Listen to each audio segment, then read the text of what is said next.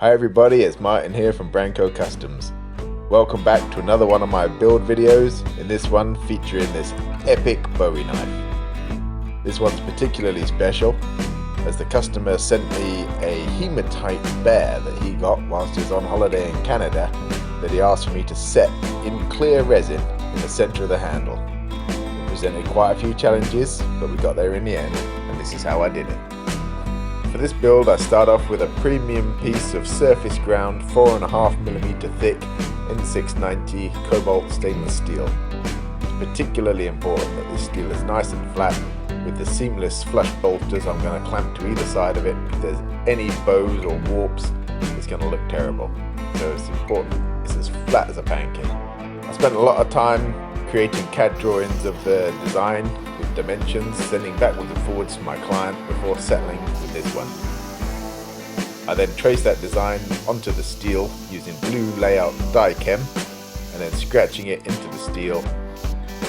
I then go around with a hole punch in order to mark the centers of where I'm going to drill all the holes to fix the handle pin. Next it was onto the milling machine in order to create the cutout window where the little Hematite Bear is going to sit. This was particularly important to get nice as it's going to be a main feature on the knife. I used a 1/2-inch milling cutter in order to go around the profile, having stitch drilled it all previously to make life easier for my little mill, and then used the 1/2-inch radius to set the corners to perfect radii in order to make it just look nice and crisp. I double check by putting the bear into the window to make sure it's all going to look nice when its feet are glued to the bottom of the hole. I then carry on drilling 3mm pin holes where all the pins are going to go through for the rest of the handle and the bolsters. It's then on to the 4.5-inch thin cutting disc on my angle grinder in order to cut out the profile. Man, I love the angle grinder. It's one of my favourite tools. It makes light work of cutting out this tough steel, and so far it's only sent me to the hospital once to have metal pulled out of my eyeball, which is great. And other than that, it's only destroyed maybe about 5 nice hoodies. I should get an apron.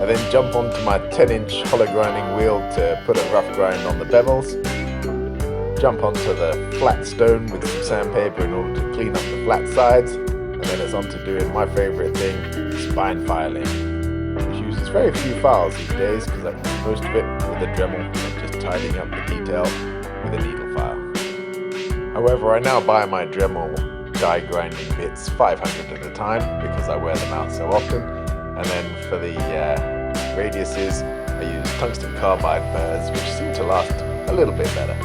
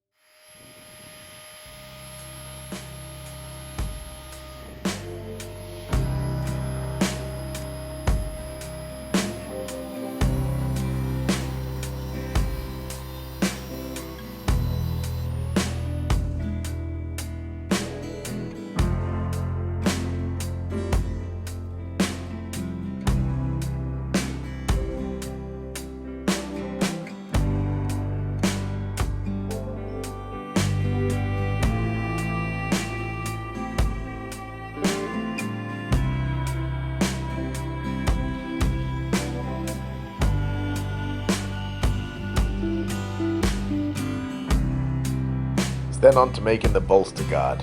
For this, I use large lengths of 304 stainless steel bar stock. I lay out the knife on top of the bar stock, drill one hole through, pin it with a drill bit, and then move on to drill the other holes. Once all the holes are in there together and lined up, so I know everything's perfect, I can then cut that end off, grind it to the profile, and then do the same for the other side.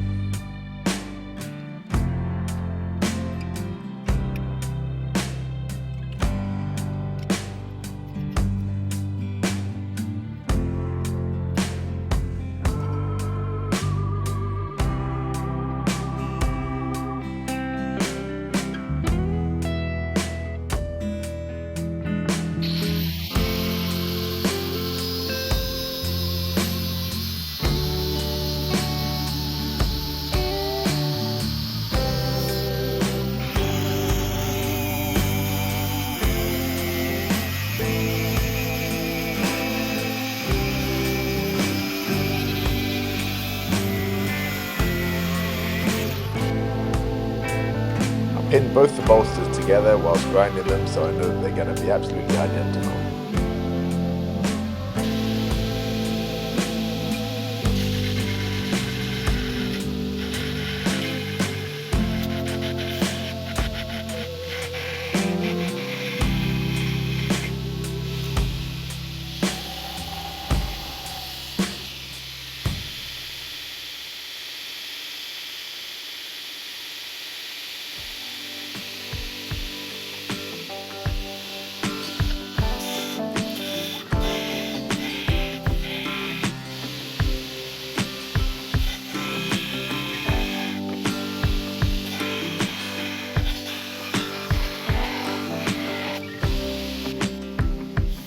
I then grind the dovetails onto the inside of each bolster side and then pin them back together to make sure that the tops and the bottoms of each one of those angles lines up perfectly. I'll then do the exact same with the handle scale material so that it slots together with a beautiful dovetail joint.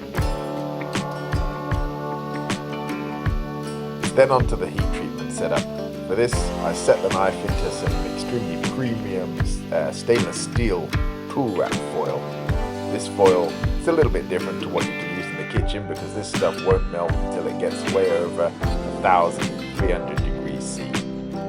That protects the knife inside in a vacuum where it can't then suffer from things such as decarburization, which when the steel gets above 1,000 degrees, the carbon in the steel actually starts to burn and will leave tiny little holes in the steel where the carbon's been destroyed. So hopefully you will pull this out the oven and it will look a little bit discolored, but be completely intact, flat and straight.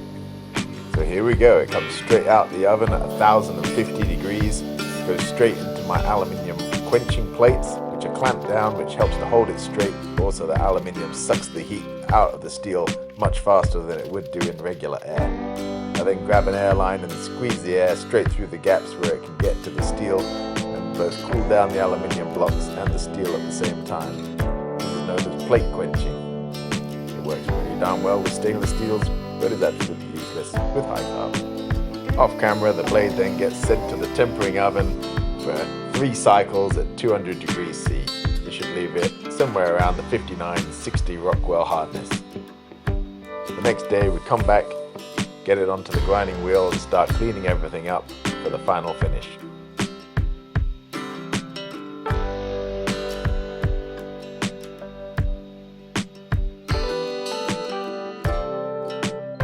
Lots of elbow grease later, the finish is done on the blade, and it's now time to fit the bolsters. With these I carefully get some very precise pins, which are cut to the exact diameter and length in order to then be peened into the handle. I then go to the 12-ton press where I've got some special fittings which actually squeeze those pins into tapered holes in order to make sure that that's never going to come off.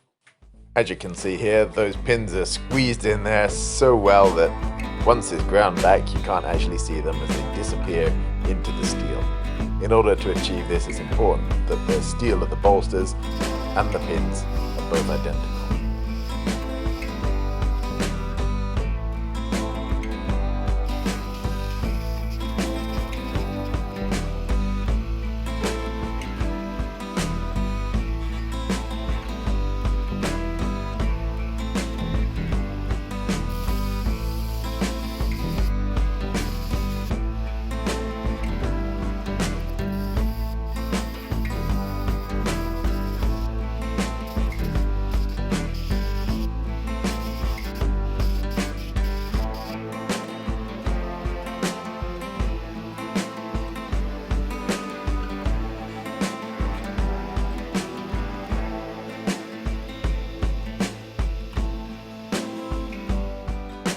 Here I'm saving you hours and hours of tedious, painstaking filing with the tiny little diamond needle files going around all of this in order to make sure it's absolutely symmetrical and beautiful and nice all over. Then we'll move on to fitting the handles.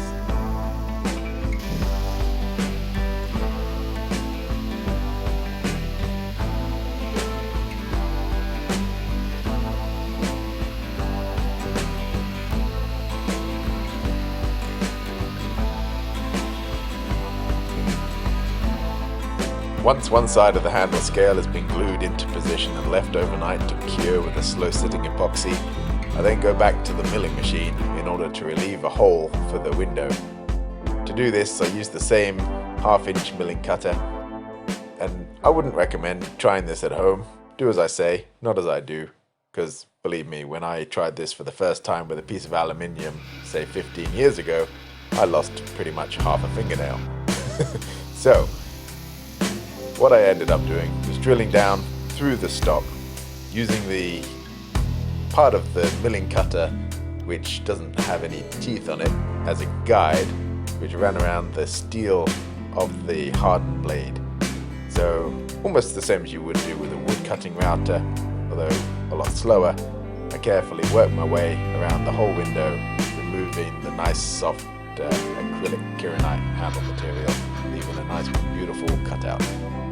After that, I drill through all of the holes for the handle pins, flip it over, epoxy the other handle scale on, and leave it overnight to set.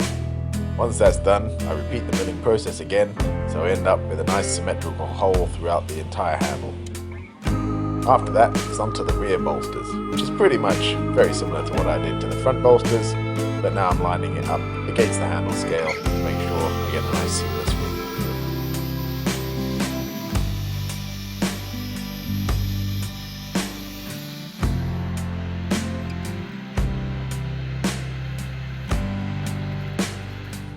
Again, I'll save you having to watch me grind those out and pin them into place, as it's pretty much the same as what I did with the front bolsters, but you get the idea of the steps that I'm taking here. So now everything's kind of fitted together, roughed out, I then get on to the final finishing processes. I then moved on to shaping and polishing the pommel on the end of the knife. For this there was quite a complicated geometric pattern that I created, which came out much better than I'd expected, so I was pretty darn pleased.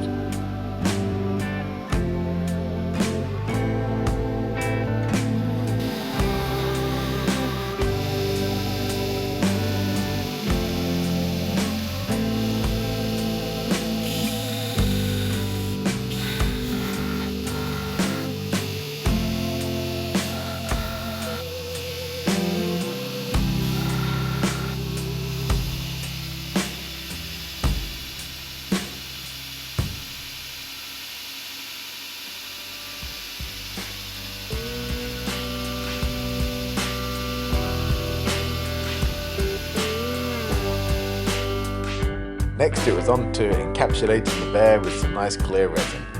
To do this was a little bit tricky and took a bit of brain power, but I ended up hot gluing the knife onto a piece of cardboard and then putting another rim of hot glue around the top edge of the knife before then filling the cavity with glass cast resin, which took about 4 days to dry but came out immaculately clear with no bubbles.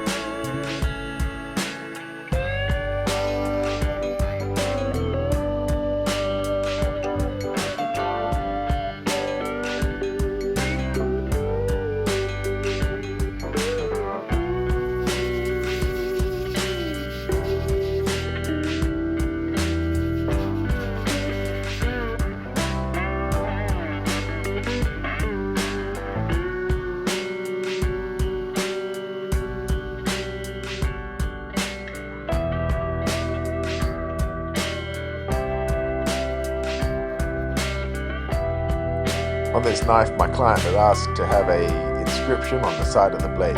In order to do this, I used a technique that's new to me, where I actually covered the side of the blade with nail varnish. I then designed the script on the computer, went over to my laser cutter and used that to basically cut out the silhouette from the nail varnish. I then clean that up, go over the salt water electrical etch in order to remove the steel and clean off the remainder with acetone, and voila, a nice beautiful laser etching.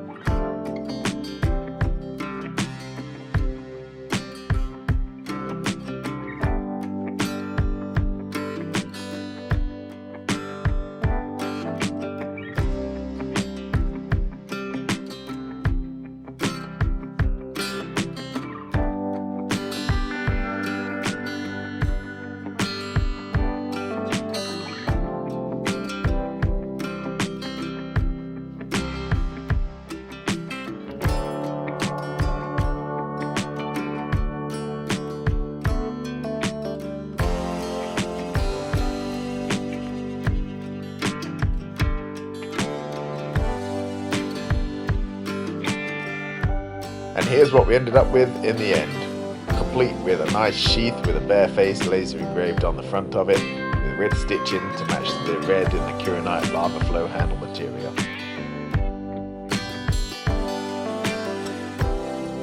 Like all of my sheaths, this one was handmade, hand stitched and designed to fit this exact knife. If you like my videos and the things I create and would like to see more of it, please hit like, hit subscribe, and then if you also hit the notification bell, you'll be notified as soon as I release new material on YouTube. You can also find me on Instagram, Facebook, or why not check out my website for the most comprehensive information. And if you would like to either order a custom knife for yourself or as a gift for someone, please check out my website, www.brancocustoms.com. Thank you.